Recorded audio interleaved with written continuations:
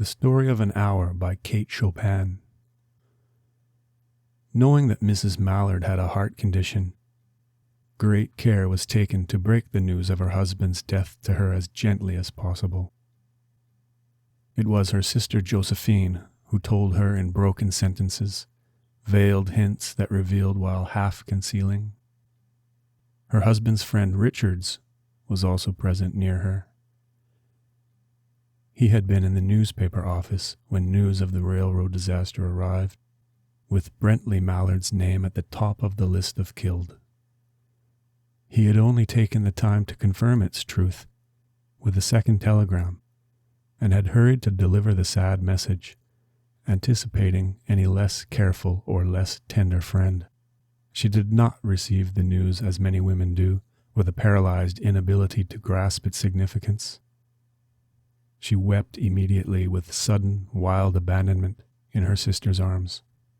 After the storm of grief had passed, she went to her room alone, not wanting anyone to follow her. There, facing an open window, stood a comfortable, roomy armchair.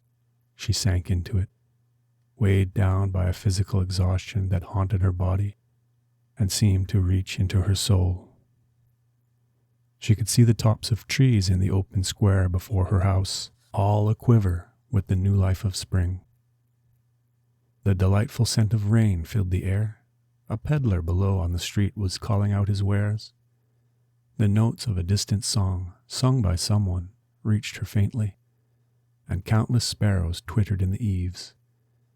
Patches of blue sky appeared sporadically through the clouds that had gathered in the western sky, visible from her window. She sat with her head thrown back against the cushion of the chair, almost motionless except for occasional sobs that rose from her throat, much like a child who continues to sob in its dreams after crying itself to sleep. She was young, with a fair, calm face that suggested restraint and even a certain strength in its lines, but now her eyes held a dull stare, fixed far away on one of those patches of blue sky.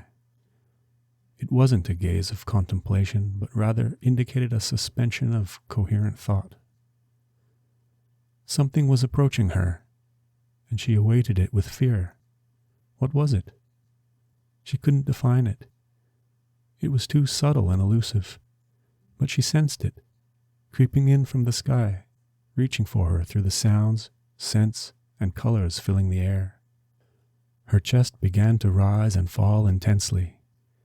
She was starting to recognize this impending presence, attempting to repel it with her willpower, although her two slender white hands were as powerless as ever. As she surrendered, a whispered word escaped her slightly parted lips, repeated over and over under her breath, "Free, free, free." The vacant stare and the subsequent terror disappeared from her eyes. They remained sharp and bright. Her pulse quickened, and the flowing blood warmed and relaxed every inch of her body. She didn't pause to question whether it was a monstrous joy or not that engulfed her. A clear and elevated perception allowed her to dismiss such a notion as insignificant. She knew that she would cry again when she saw the kind, tender hands folded in death. The face that had only looked at her with love, now fixed and gray in death. But she saw beyond that painful moment a long procession of years entirely her own. She opened her arms to them in welcome.